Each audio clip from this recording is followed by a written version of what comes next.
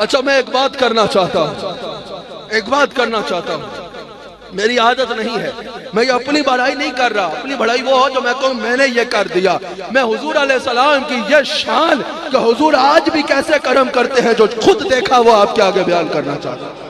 آپ سننا چاہتے ہیں، اپنی آپ بیتی بیان کرنا چاہتا ہوں۔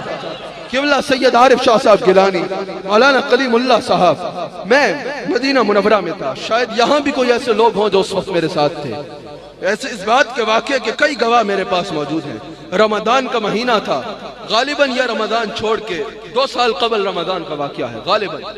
میں گنبد خضرا کے سامنے تھا، حضور علیہ السلام کا روضہ اقدس کے سائے میں نے مغرب کی نماز پڑھی، میں نے سلام پھیرا، مجھے کچھ احباب تو یاد ہیں جو اس وقت میرے ساتھ تھے۔ میں نے سلام پھیرا تو ایک شخص آیا شاہ صاحب، وہ مجھے ایک دم سینے سے لگا کے رو پڑا۔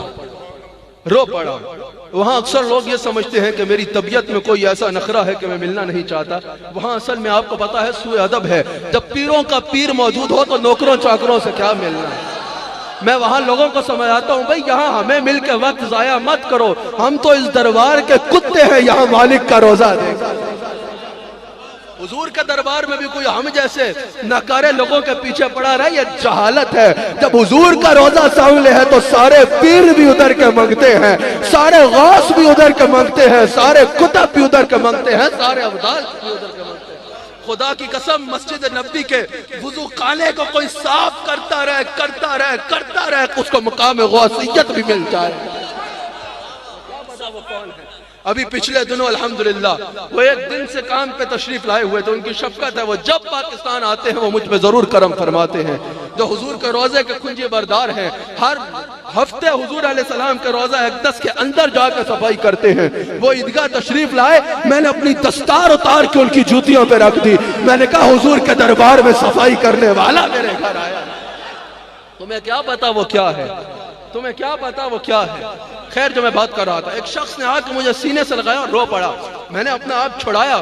وہاں الحمدللہ لوگ محبت کرتے ہیں، جہاں بیٹھوں جھمگٹے لگ جاتے ہیں، مجھے تو وہ رومال سے چہرہ چھپا کے بیٹھنا پڑتا ہے۔ وہاں بیٹھا میں، آ کے ایک شخص سینے سے لگ کے رونا شروع ہو گیا، میں نے چھڑایا، میں نے کہا پیچھے ہٹو، یہاں کا ادب کا خیال کرو، ادھر دیکھو، ادھر کیا دیکھ رہے ہو؟ کہا نہیں میں تمہیں کچھ بتانا چاہتا ہوں۔ اس کے ساتھ اس کا ایک بچہ تھا، بچے کی عمر کوئی 15 سال ہوگی، 14-15 سال کا بچہ تھا، بلکہ اس سے بھی کم۔ وہ بھی رو رہا ہے اور میرا ہاتھ پکڑ کر روئے جا رہا ہے۔ کہا ہم اپنی ایک آپ بیتی آپ کو سنانا چاہتے ہیں اور آپ کا شکریہ ادا کرنا چاہتے ہیں کہ آپ نے یہ رستہ دکھایا۔ میں نے کہا کیا ہوا؟ میں ویسے نہ سنتا، لیکن ان کے لہجے میں اتنی پختگی تھی اور ان کی آنکھوں کے آنسو بتا رہے تھے کہ انہوں نے کچھ دیکھا ہے۔ یہ سننے والی بات ہے۔ میں نے پوچھا کہ مجھ سے کیا بات کرنا چاہتے ہو؟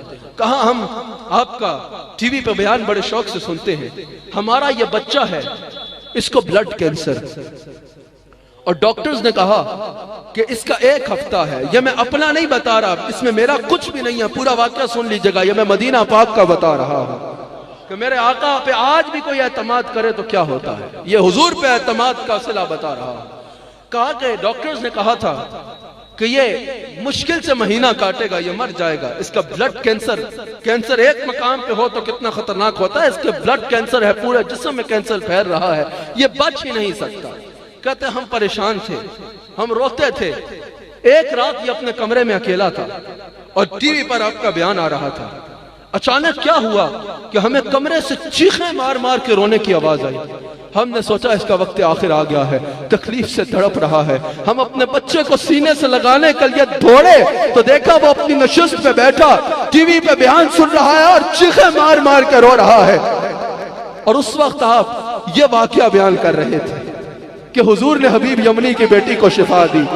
تو کہتے ہیں کہ ہم نے اپنے بچے سے پوچھا، میری بات سننا، کہ بچے کیوں رو رہا ہے؟ کہا سنو یہ کیا بیان کر رہا ہے کہ کافر حضور کے سامنے آیا، اس نے عرض بھی نہیں کی، حضور نے کافر کی بچی کو شفا دے دی۔ میں یہ سن کے حضور سے کہہ رہا ہوں، اور یا رسول اللہ اگر کافروں کے بچوں کو ٹھیک کر سکتے ہو، میں تو آپ کا نوکر ہوں، میں تو آپ کا نوکر ہوں۔ کہا ہماری آنکھوں سے آنسو نکل آئے، ہم سارے گھر والے رو پڑے۔ 2 دن بعد ہسپتال لے کے ٹیسٹ کرایا، ڈاکٹروں نے کہا اس کو لے کے جاؤ، اس کو لاؤ جس کے خون میں کینسر، اس کو لاؤ۔ میں حضور کی محفل میں بیٹھا ہوں، میں اللہ کو حاضر ناظر جان کے اللہ کی قسم اٹھا کے کہتا ہوں ایگزیکٹ یہی واقعہ مجھے سنایا، کہا ڈاکٹروں نے کہا اس کو تو کچھ بھی نہیں ہے، اس کو لاؤ جس کے خون میں کینسر تھا۔